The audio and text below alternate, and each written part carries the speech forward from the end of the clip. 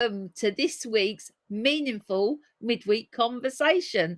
I'm joined by Maxine, and Paul is going to be along any second. Both Maxine and Paul have literally just stopped their boats, moored up, and jumped on. Paul has just rang me to say that he was like, hold on a second, I'm coming. So fingers crossed he's got internet. Fingers crossed. So thank you, Maxine, for stopping your day's cruising and mooring up. No worries. In time for this chat. There's a little bit of a delay on your line. Hopefully it will sort itself out as we chat. So for people joining us for the very first time, we, as in myself, Maxine and Paul, are 3 YouTube vloggers who just like to get together every week for a good chat. If you're joining us again, thank you and welcome back. Thank you for joining us again. So we won't even get started until Paul's here. We will hopefully, because we got a big subject this week. It's a whopper. And I need us all hands to deck. Maxine, is that a message from Paul coming through saying he's got no internet? Paul? It's flashing up on my phone saying balls through. Is it? Well, the call. Fingers crossed. I just saw it flashing. Fingers crossed that Paul has internet. In fact, I'm let me just see. No, I can't see. Anyway, Maxine, tell us where you are, what you've been up to this week. In Bristol, we've low really. We were with the other side of Leicester. We managed to find a shaded mooring. We've had a hectic week. We've had Newton, which was fantastic, and then we found the shady place. Today we've just gone through, I think we've done very, very, very heavy locks. We on locks, because I think we did 3 days ago as well. So it's been, yeah. So did you do those heavy locks in the heat 3 days ago? So it's 4 days ago. We missed, that's why because we had to go to do. So we did. It was getting. We were only meant to do 4, but so we had to keep going. And so before it was really hot. Thank goodness. Oh man, that sounds hard work. So well, thank you for joining us. And let me tell you a bit about my week. Well, for 2 days I sat on the sofa it's just so hot. It's just so hot. I was just couldn't do anything. I honestly, it was like my brain just, I just powered down. I just sat on the sofa for 2 days, just and at one point I was sitting on the sofa.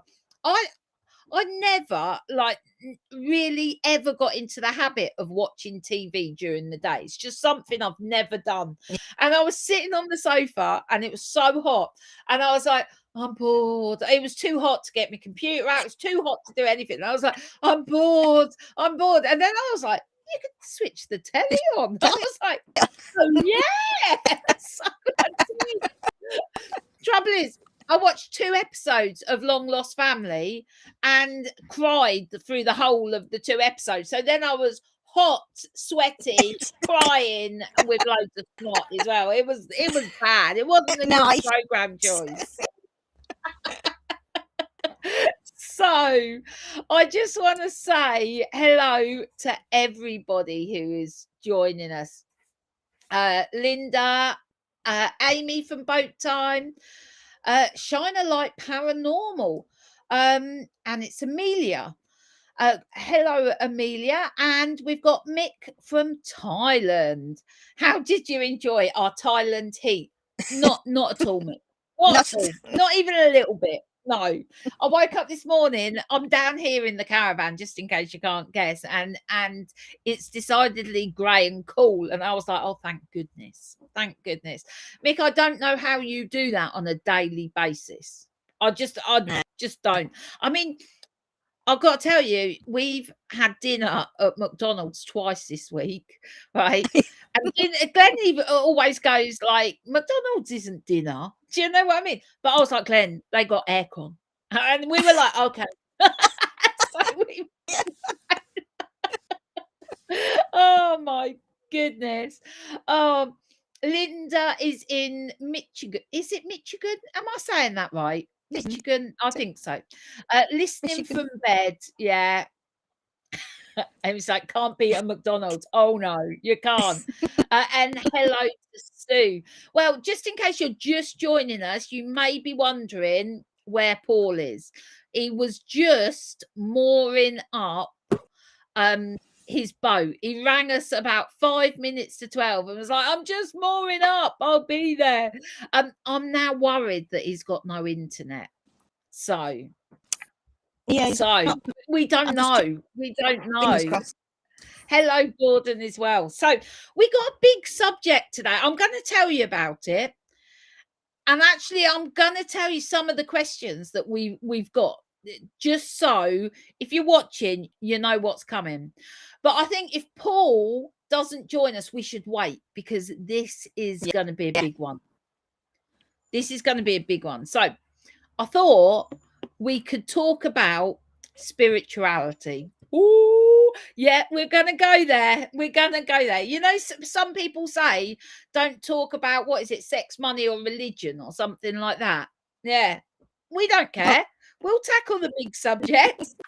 So, and I know spirituality and religion, they're two different things, but often come intertwined.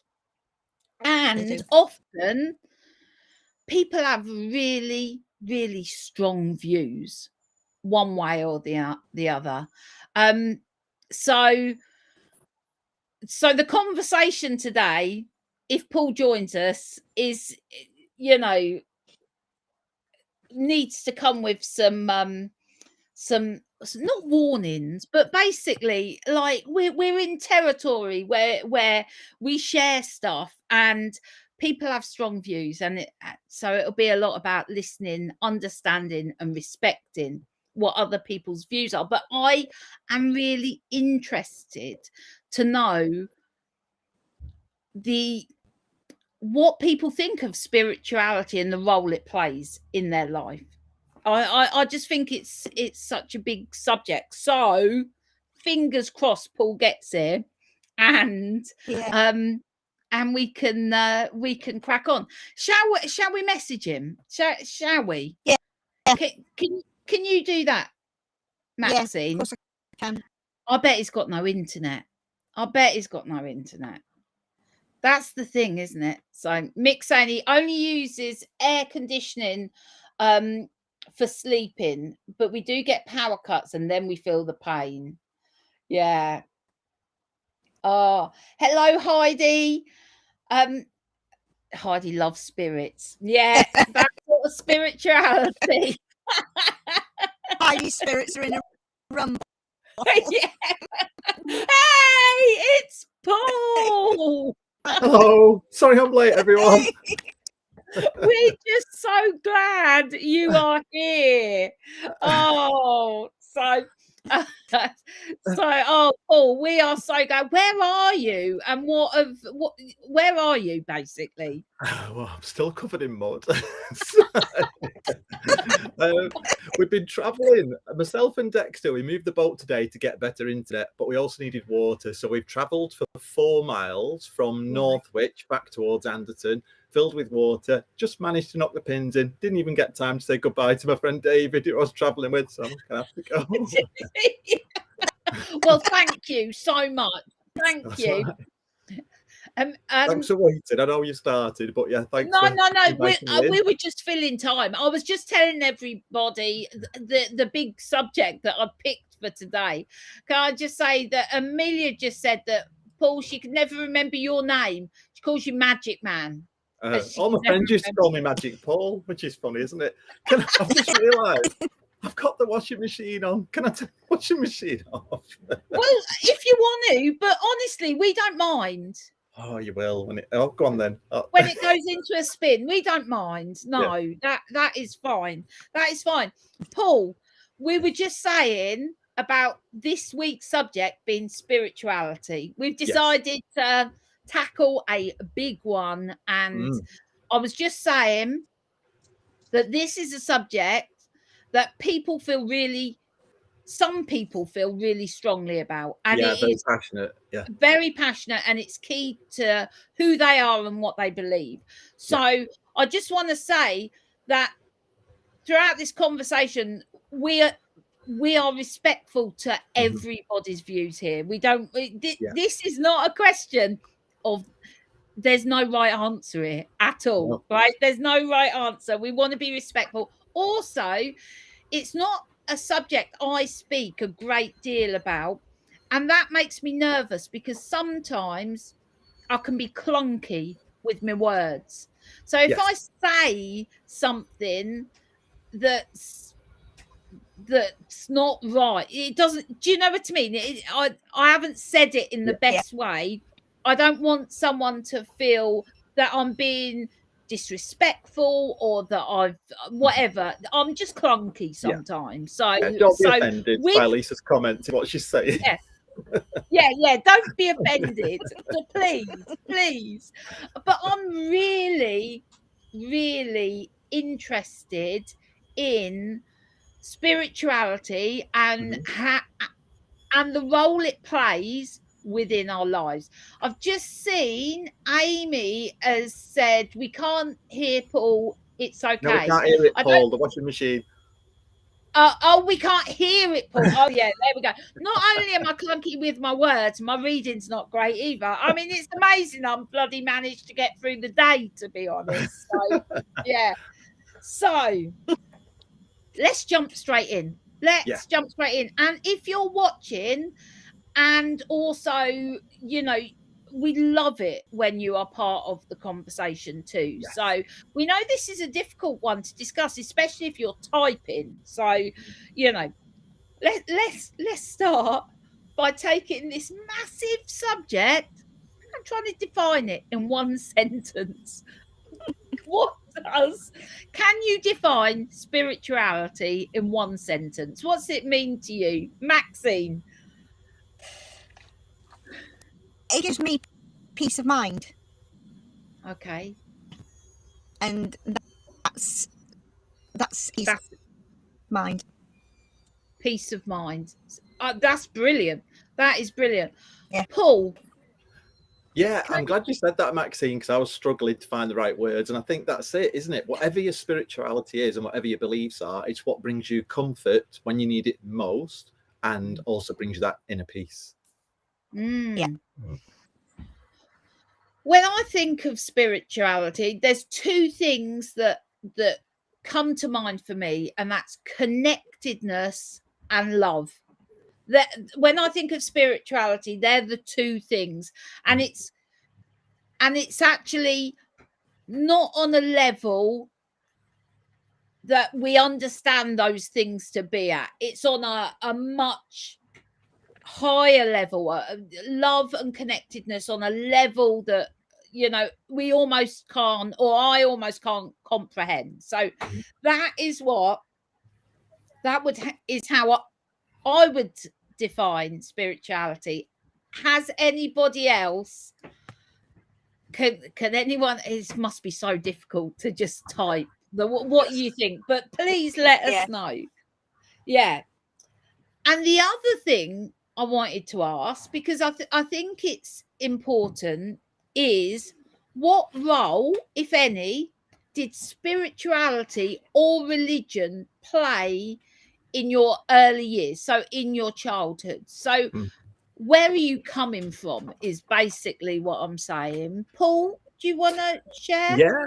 I mean, really, I went to a Church of England school, even though my dad was Catholic, so we would say prayers every day, occasion, even in high school. But yeah, I don't know. Again, it's difficult. It's a very sensitive subject to talk about, isn't it? And I don't want people to be offended. But personally, I feel there is something, but I'm saying I don't believe in a God. I used to say I was an atheist, which means, I don't believe in a God at all. But then things have happened over the past 10 years or so where it's sort of in that moment where you really need that peace and calm and to know that everything's all right. It's like, please, God, if there is a God, please, can you, make this right or whatever. Am I waffling? No. What you're saying is,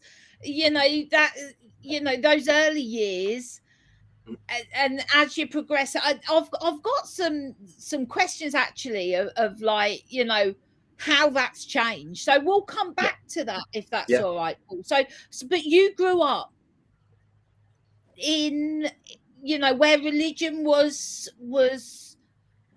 talked about, it was accepted, it was a way of life. That's really interesting. Thanks, Paul. And I understand it is a really sensitive subject to talk about, and we don't want to offend people. And if there's anything that we're talking about and you think, do you know what, I don't want to share my views and beliefs on that, and that's all right as well, of course, that goes without saying. Thanks, Paul. Maxine, what about you? What role did spirituality or religion play in your early years? Side, I would say not spirituality, that the last probably 12 years sort of thing. Brought up with Ghent Church of England, school. I used to go to Sunday school for a while, but it wasn't about lots, but it was definitely within, especially if we lost anybody or our animals, I think we spoke about like heaven and things quite well. We've got the same situation we had with Paul last week, where Maxine, you keep cutting out, but I'm gonna try. So when you grew up, it was part of your life, as in, like, at times of loss, or when if you like, the times where the church plays a role, in most people's lives, which is like births, deaths, and christenings, really, isn't it? And weddings and those sort of roles. Well, I grew up with my dad had very strong beliefs, and his beliefs were there was no God. You lived, you died, that was it. And I wasn't christened, and it was like, some people are just like, religion or God or whatever, it's like indifferent. No, my dad was not indifferent. He was very clear on his views. Nothing. There was nothing. And obviously, in childhood, you accept, you see it as normal. I did think it was odd that I wasn't christened when, like, nearly everybody in my class at school had been christened, and I did feel that I'd missed out on a party, even if I was only a baby and I didn't know about it. But I did have a feeling that I was missing something in childhood. Before we go on to how that played out in life, let's have a look at some of the comments. So Paul's gone to turn off the washing machine. So Mick in Thailand says, I struggle to understand the Thai people when it comes to spiritual life. They have a very deep-seated fear of the dead and ghostly aftermath. That's really interesting how different cultures experience. It's almost like a mass consciousness when it comes to religion or a view. Mick also said that he was brought up in a strict Irish Catholic. As a strict Irish Catholic boy, they just put the fear of God into sad. I think it's Amelia says that she's a spiritual person. Amy from Boat Time says, I'm personally atheist and was also brought up that way, but I find it interesting and good that people have that outlet in their lives. That's interesting. Heidi, what's she say? I used to go to church every Sunday as a child with mum and dad. My nana did the flowers for our little village church. If I went now, I think the alarms would go off and the doors would slam shut on me. No, Heidi, they're very welcoming. They are. So it sounds like, that is where, sounds like the church was part of your life. It was part of what you did every week. You're part of your routines. Sue says, Lisa, was you christened before you got married? I wasn't. Does that mean it's like null and void? No. Man. You've not been married all these years, Lisa. We're not married. No, I don't know. I wasn't christened. Was not? No. Neither was I. Neither was Glenn. Oh my goodness. Oh, I know. And we got married in a church. I've got paperwork. Glenn's like, I've got paperwork. It's legal. Amelia, I lived in haunted houses all my life. At first I was scared, but I got used to it. And said my mum said I'd catch fire if I went into church. Oh, I find it fascinating how our early years can help like shape our beliefs. As I grew, I had a need for a more meaningful connection. I didn't know whether it was God or what, but it was like I knew there was something deeper. I didn't agree with my dad that you just live and you die and that is it. Like I felt there was something deeper. And I wanted it. I wanted that sort of connection. And that led me in my 20s to start going to church. And I was really committed. And I'd go to church. I loved it. I loved the sacredness of it. And I loved, do you know what I love the most? I love the community of it. I loved the community of church. But when I got to my mid-20s, I realised I just didn't believe enough of the other stuff. Like there was this bloke called God and Jesus and this. Actually, I didn't quite believe in all of that. I just loved the sacredness of being in that place with other people who felt something much deeper. Does that make sense? Do you think it's the togetherness rather than for me, most definitely. For me, most definitely. It was being around people that live deeper. Does that make sense? Yeah. That they live deeper, and that's where I wanted to be. I wanted to be around people that live deeper. I mean, now I know I don't need that. We just do this on a Thursday and we have these deeper conversations, and that's like, but no, I did. I love the community of church, and I love sacred buildings. And the whole God thing was just, I could ignore the fact that it wasn't key to me. But then the deeper I went, I realised that was the key thing for everybody else that was there, God. Right. And so it didn't work out too well. But then I went on like a search. I searching, and I've dabbled, to be honest. I've dabbled in lots of different religions. I've dabbled in, a bit of Buddhism, a bit of paganism, as in the, nature, as in seeing nature as sacred and all of that. I've dabbled. And what I've done is come up with my own version. Right. But going back to religious buildings, I mean, Yeah. the cathedral, the Anglican Cathedral in Liverpool, is just stunning. You can't walk Yeah. around that, and it's quite a modern building, isn't it? I think it was built in the 1940s, even though it looks very old. And in the same way that going to the Vatican in Rome, you can't help but walk around there and be awestruck and think maybe there is something else.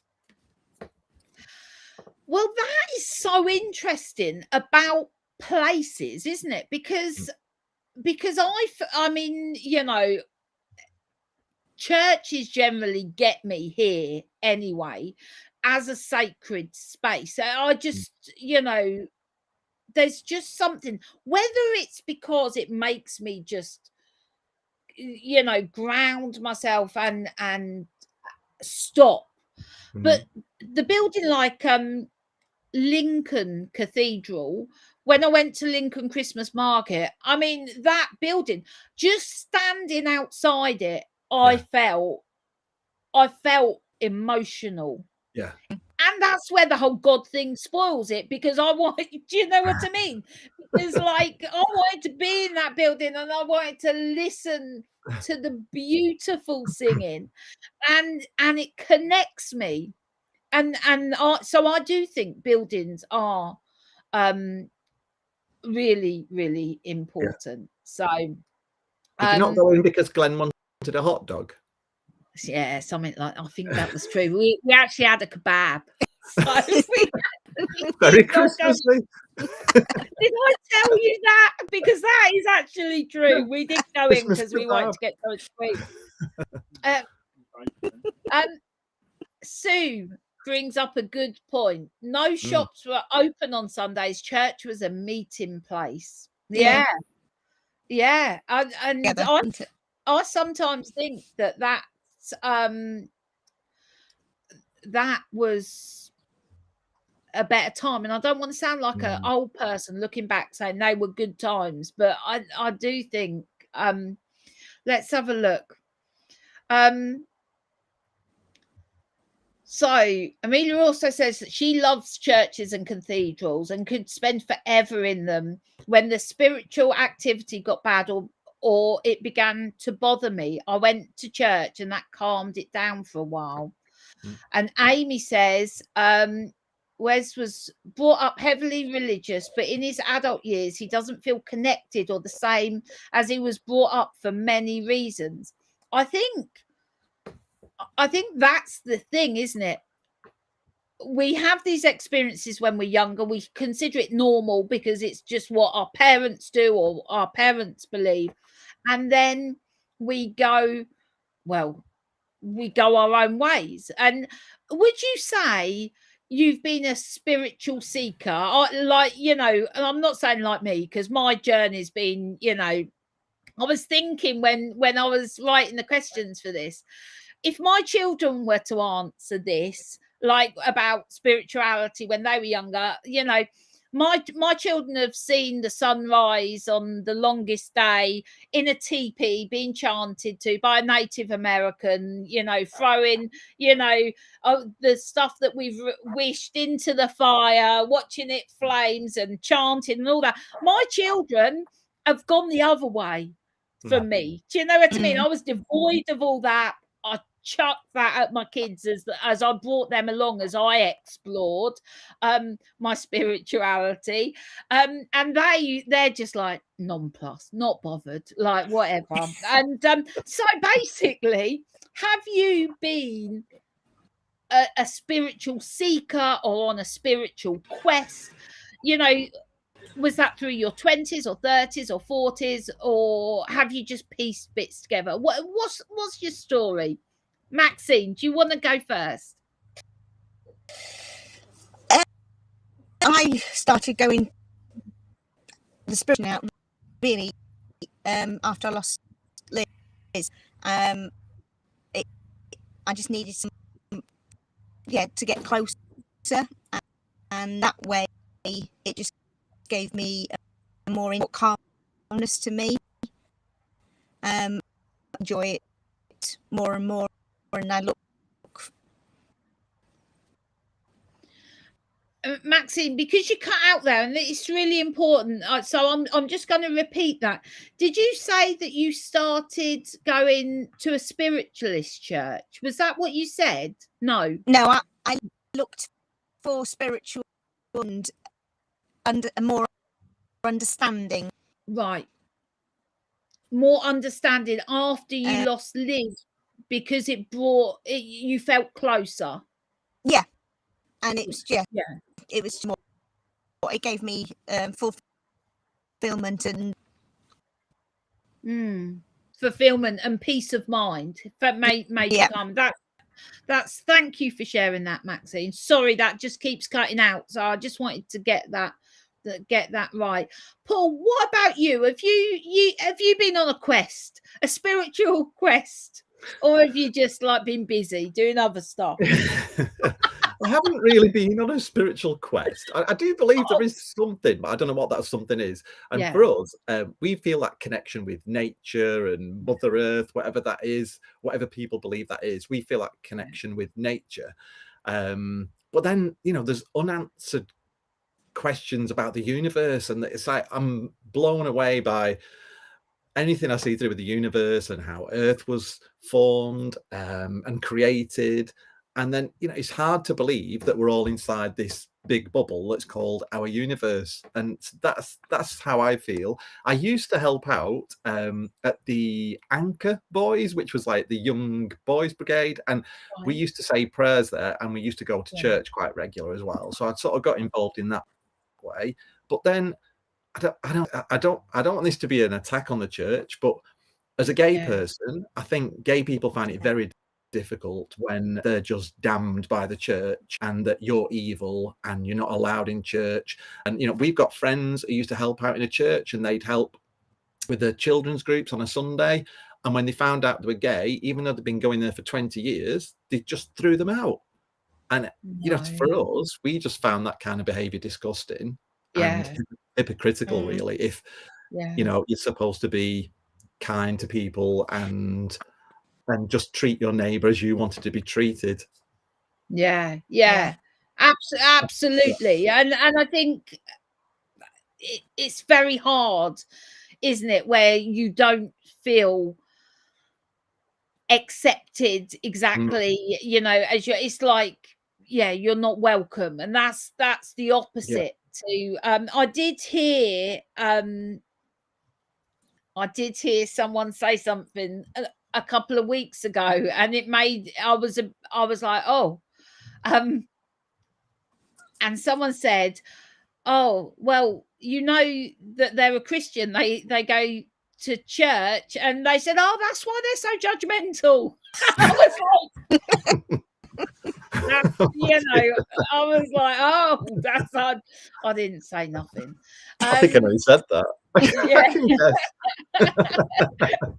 It was actually someone in my family talking about Heidi, if I see a white feather, I always feel a lost loved one is keeping an eye on me. I love it when they land on the boat. Me too, actually. I love the symbolism of white feathers. So hi to Gary, who's just joined us as well.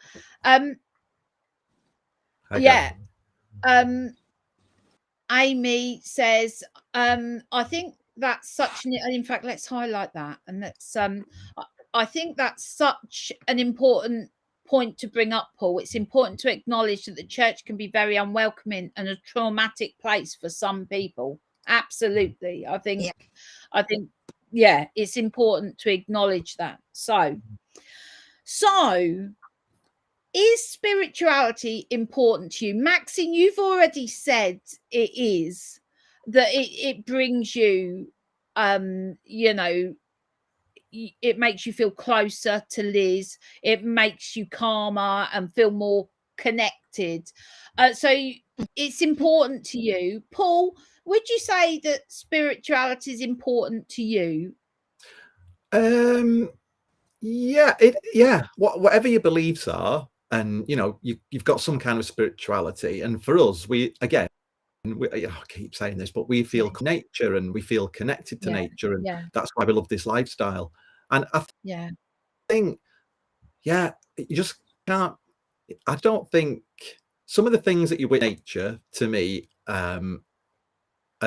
is really important. And you realize that we're just a tiny speck on this planet, aren't we, in the grand scheme of things?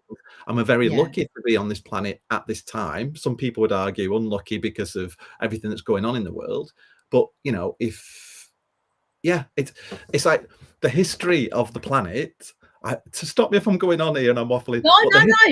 The history of planet Earth, it just astounds us. It's millions of years old, and yet we're on this Earth when there's all this technology about, and we can fly around the world if we want to. We can fly out into space. We can discover what's below the seas. So I think in that respect, we're very lucky, and not to be born during the Great Wars as well. Yeah, absolutely. Absolutely. When you look at you only have to look at the vastness of the night sky and the stars, and you try and wrap your head around how far away that light is, and how long it's taken to travel here, and the whole space stuff. And I just go on. Sorry, Lisa. No, you go.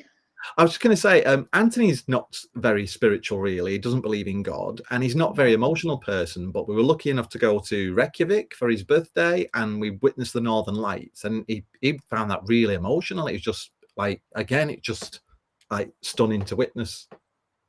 And I think that's the thing when you look at the natural world and space and the universe and all of that. It's what I was saying, like right back at the beginning, it's something way bigger, than I can comprehend. That's the thing. When we start thinking of it, and you mentioned like the universe, and we're not going to go too deep on the whole space thing, because I am not the woman to have that conversation with. I see it, I'm in awe, but I'm like, when you think of the universe, you think of well, are we like, this giant universe and that's all there is, or is our universe like, could it fit on the top of a pin to what is beyond that? So it's one of, oh man, I mean, that can sort of blow your mind really easily when you start thinking of the vastness and the majesty, if you like, of the natural world. And I think it is emotional. I think it, we're moved by these things, aren't we? So I've actually forgotten what question I asked there. Was it important? Yes, it is important. And the second question I had here, and you again, Maxine, you've already answered it. Do spiritual beliefs bring us comfort? And you've already said yes. Yeah, they do. And you've said, Paul, that in difficult times, you have, called on your spiritual beliefs to bring you comfort at difficult times.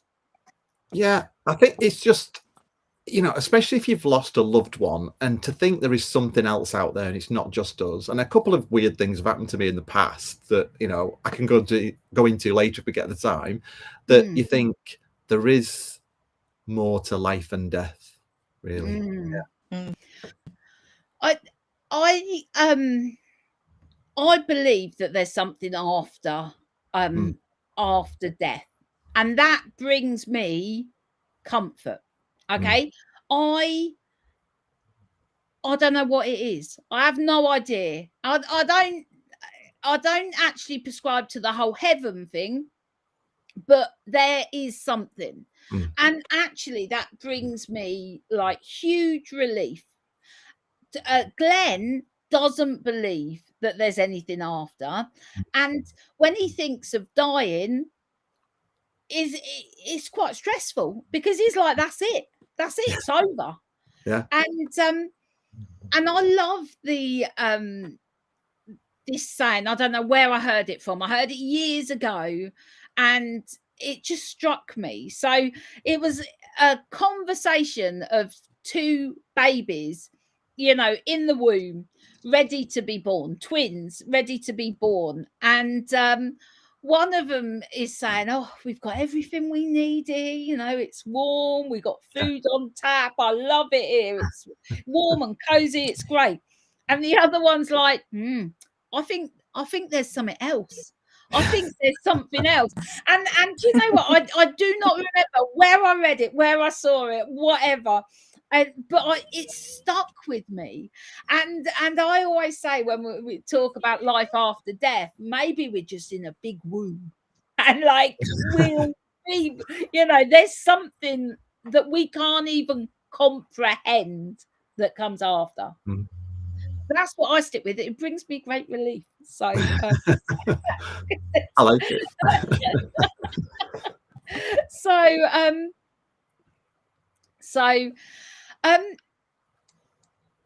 Mick says spirituality and karma, I think, are very close friends. Now, karma we've mentioned before, haven't we? And I think it's a difficult one. I used to agree, actually, but over the last only year or so, my views on karma have changed a little bit. So my view on karma, that there was good and bad, and that if you did good, it was good karma and good things happened, and if you did bad, then that you would reap more of that. What I've come to understand over the last couple of years is that what one person sees as bad may be just their point of view. Do you know what I mean? And Yeah. that doesn't mean something bad is going to happen to that person because someone else thinks that that's a bad thing. Does that make sense? It's like there's not a definite that's good and that's bad, because some person's doing something which they may feel is incredibly good, and it's just another person's point of view that they feel bad. Does that make sense? I've probably done a shocking job of explaining that. It does make sense. There's no definitive answer, which makes karma tricky, is what I'm saying.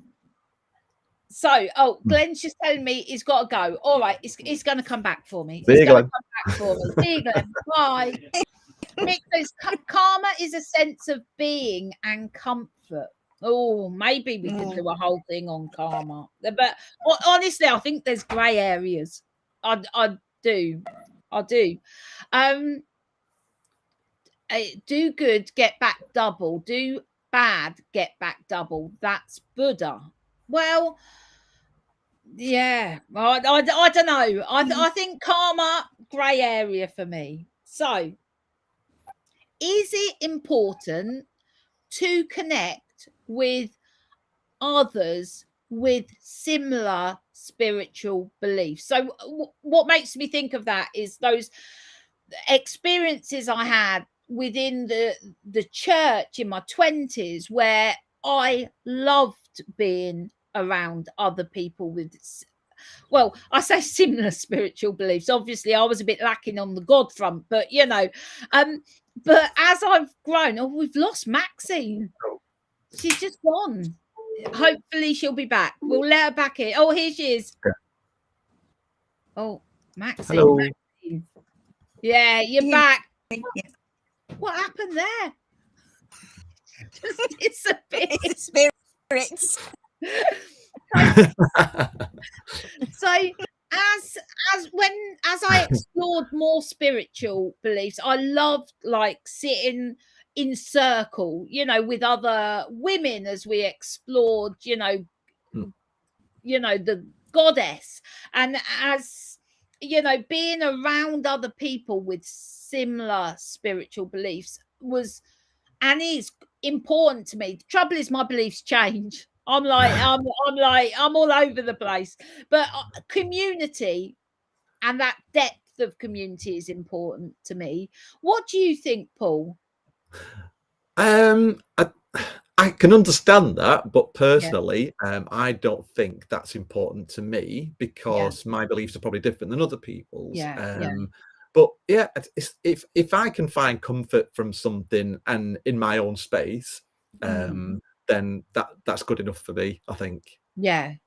No, that's incredibly valid. What about you, Maxine? Yeah, I'm very similar feelings and beliefs and everything. And yes, I can understand that they have their own, but I don't think, you know, spiritual people or anything personal to me. Did you say you don't need that? Yeah, just me then. I'm such an oddball, honestly. I'm such an oddball. One of the someone I follow on Instagram, Melissa Urban, I love her stuff. I've mentioned her before. She usually on a Sunday will post a picture of her hiking. She's in America and it's like canyons and forests and, you know, these dramatic landscapes. And she always says, yeah, I attended church this morning. That is her church. So Carol says, I feel God is in everything all around us. I have been with loved ones at their time of passing. I know and deeply feel that one day in some form I will see them again. That's comforting. That's so powerful, Carol. Thank you for sharing that. I've also got to say that I was with my dad when he passed, and it was the deepest, most connected feeling I've ever experienced in my life. And the only way I could describe it was like the essence of life and death. It's I haven't got the words to describe that. I just haven't. But I see what you're saying, Carol, and that's really powerful. So, final question. I know I could talk about this for days, not just hours, days. In fact, if anybody ever wants a long chat about this sort of stuff, I am always up for it. So thank you for today. And I'm gonna know your answer, Paul. I think before I even start, when I say what connects you to spirit, I feel it's the natural world for you, isn't it? Yeah, definitely. And what you said before about, you know, they felt like they'd attended church that day, that's really a good way of putting it, isn't it? Yeah, absolutely. Maxine, is there anything that connects you, you know, that you I think it's just go on. No, I was just going to say it's the feelings to me, and that's what connects me. That's it. And can you tap into that whenever you have cultivated that so that you can tap into spirit that easily? I think that's what I meditate. Did you say you meditate? Yeah. I think meditation is really powerful for stopping, for listening. Do you know what? I like to pray. I don't do it often, but I feel and I don't pray to the gods that, you know, not the old man with the white hair, you know, it's not that. It's a more universal energy, you know, and maybe like an ancient female goddess is probably who I pray to. If I was to put an image to that. There's no image needed. You know, that's the thing. I think that's where people get confused. But I love to pray. I like it connects me on a whole nother level.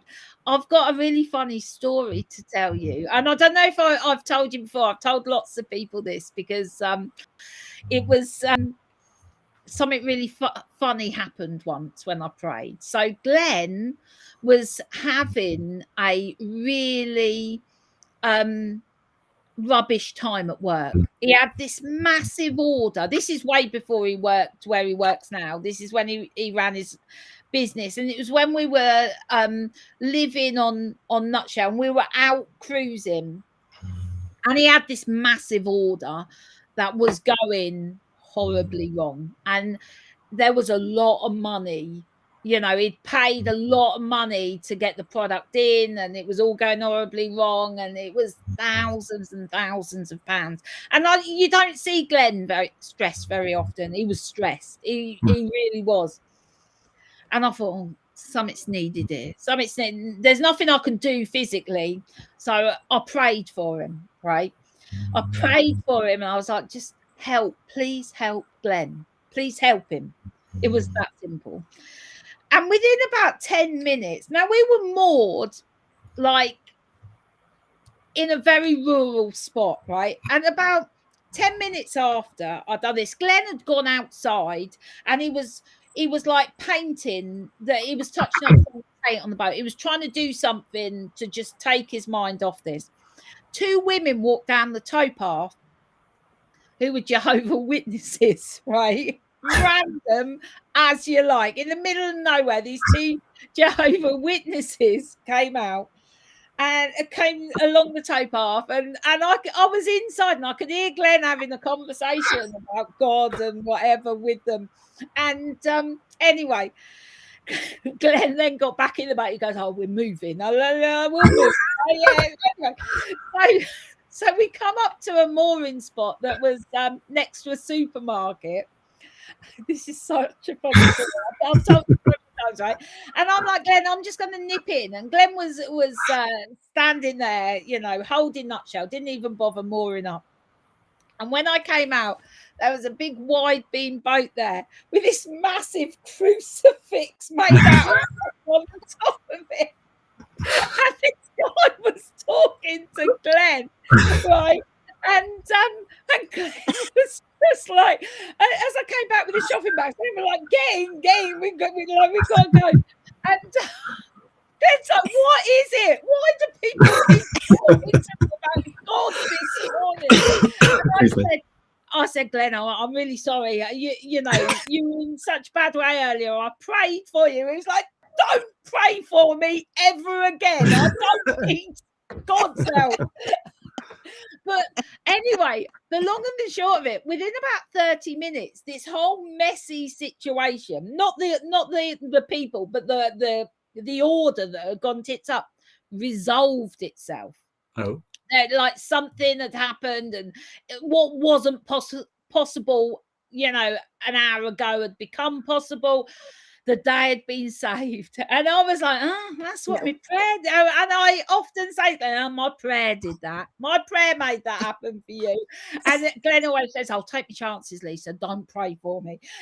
So it's like a standing joke, you know, between us, that in times of trouble, I'm like, Glenn, shall I pray? He's like, no, just don't. So anyway, prayer helps, but not Glenn. So that's that. Anyway, I have rabbited on for like ages. So I think, do we think we've covered spirituality? I don't think we've covered it all. We could talk about this for hours, couldn't we? But I'm really mindful that both you, Paul, and Maxine have stopped your cruising to take part in this conversation. I'm relaxing now for the rest of the day. Don't worry. Maxine's got to continue. She's got lots to do. Oh no. Oh, so I just want to say a massive thank you for everyone joining us and for your input. I really, really enjoyed this conversation. Before we go, there is one more thing I wanted to say about spirituality, but it's also in my recommendations or what I've liked this week. There's a film out called something like Everywhere All at Once, something like that. It's not on in all cinemas, and it's about multiple this woman living in multiple universes, Right, and the people I know that have seen it have come out like, what was that? Mind is blown. Wow. I'm desperate to see it. I'm desperate to see it. So I will find out what it's actually called. I'm sure it's called Everywhere All at Once or something like that. But the storyline is there's multiple universes which this woman's living in all at once. So anyway, I'm going to watch that at some point, and I'll tell you all about it. I also want to tell you about a great book that I've read this week, Lessons in Chemistry. Brilliant read. Absolutely brilliant. Really enjoyed that. So, yeah, Lisa, somebody said it's called All About Time. Oh, is it? Yeah. All About Time. Oh, no, is that a different film they're talking about? That might be a different film they're talking about. It might be. It might be. I think this is called Everywhere at Once or something. So anyway, but All About Time, Mick says, great film, thought-provoking. So that's one to check out. Paul, have you read or seen or had anything that this week you thought, do you know what, that's had impact? No. It's been a crazy week or two. I've been mega busy with magic shows. I think we watched an amazing film on Netflix. It was like a documentary film, and it's The Girl Picture, and it's a true story, and it's just absolutely unbelievable in it, and you can't believe it's a true story. Basically, that's definitely one to watch. Really? Yeah. Oh, I'll check that one out. But I've not had time to read. No, don't wait. Do you know what, Paul? Every time I pick up a book, I think of you. I think I'm living the life that Paul wants because I had a physical book I in keep my seeing hand. holiday boaters. I don't know about you, Maxine, but we see holiday baths, and there's always two ladies, cup of tea and a nat, and I think, how nice. We never get time. I want that life. Yeah, need to hire a boat. Leave our working That boat is so here. funny. That is so funny. Maxine, has anything that you've watched or seen or read this week that you can recommend? Sorry, let me just grab the dog. A friend of mine has written a book, and I've just started. I've just started. It's great. It's really, really enjoyable. It's an easy to read. And I find it. I did it on the boat somewhere. So okay. I missed most of that, but next week when you've got good internet, tell us about that. Also, before we go, I just want to say, Maxine, you are launching your cookbook at the end of this month. Yeah, 20. Oh, brilliant! Congratulations! Will that be available on Amazon? Brilliant, excellent. So next week, if you could put the link in, or that would be wonderful. Best of luck with the launch there. Yeah. Well, that is it. Thank you so much for joining us, everyone. If you're watching this later and you want to contribute to the conversation, we really would love to hear from you. So that's it from us this week. We will see you again next week. Take care, everyone. Have a good week. And any thoughts on spirituality, any questions, send them my way. All right. Thanks, everyone. Sorry I was late. Bye.